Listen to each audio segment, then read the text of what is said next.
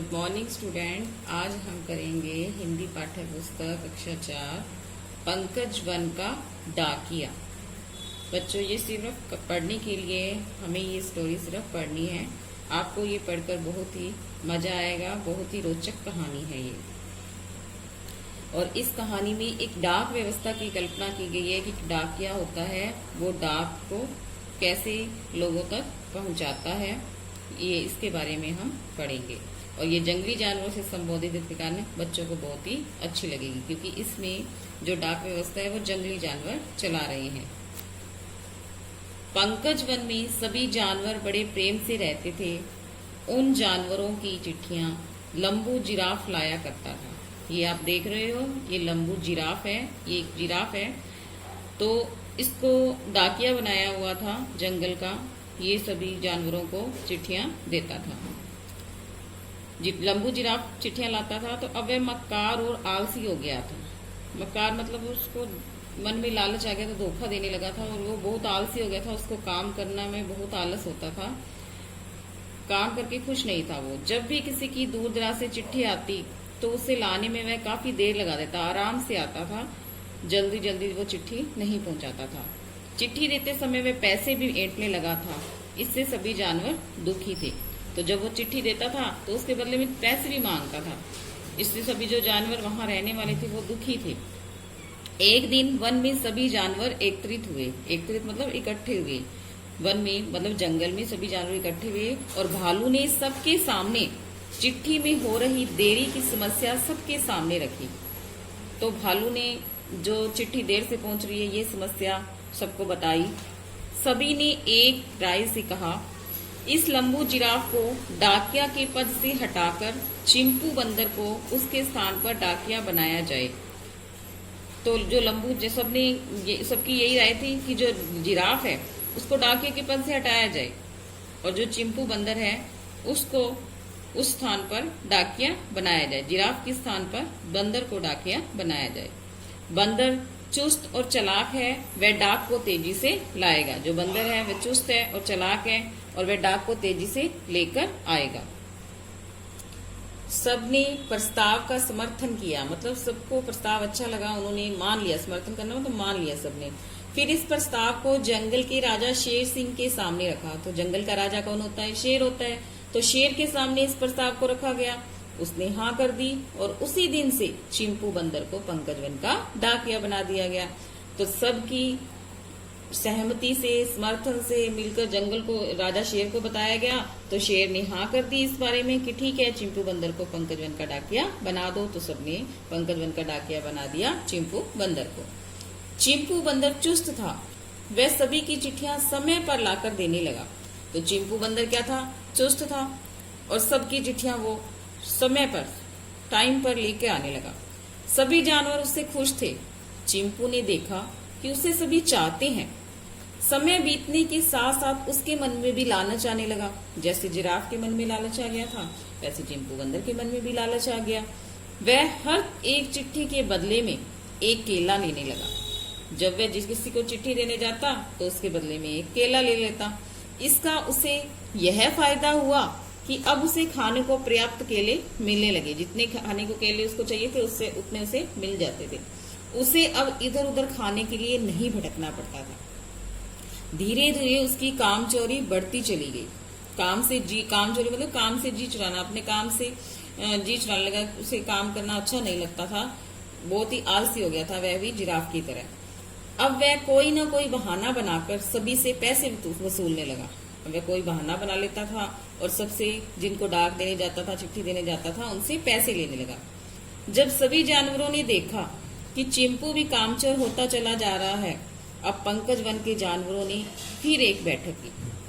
अब सभी जानवरों ने देख लिया कि चिंपू बंदर भी है जो वो भी कामचोर हो गया है, वो भी सही ढंग से काम नहीं कर रहा है।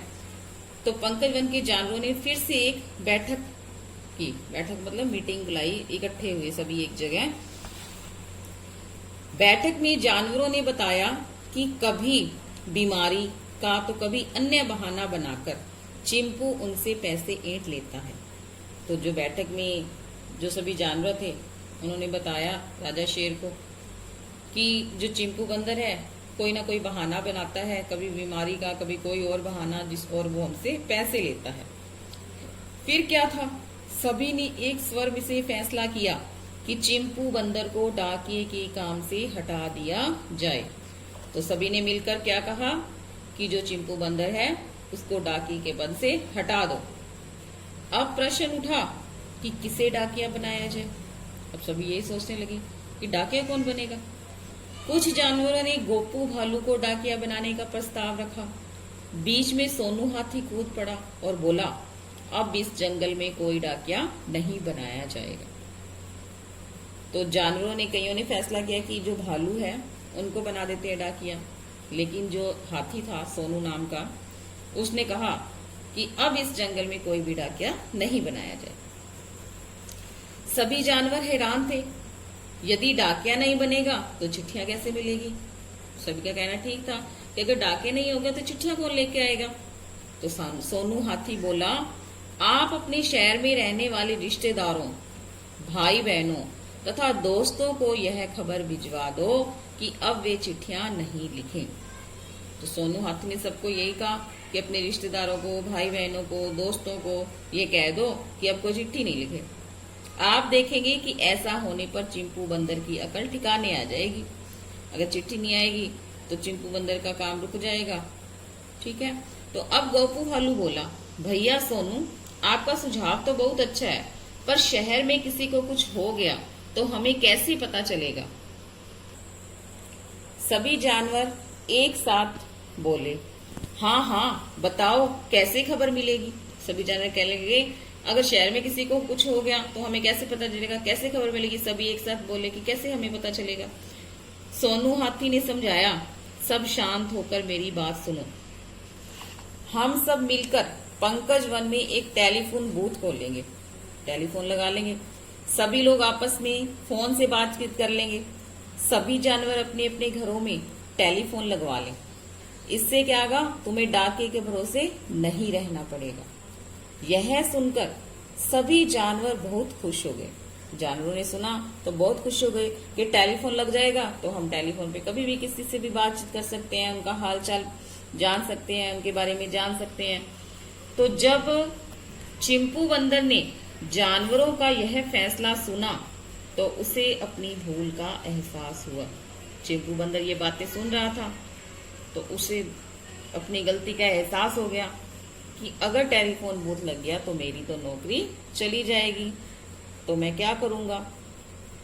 वह दौड़ता हुआ बैठक में पहुंचा, भागकर बैठक में गया और वहां जाकर सभी जानवरों से माफी मांगी।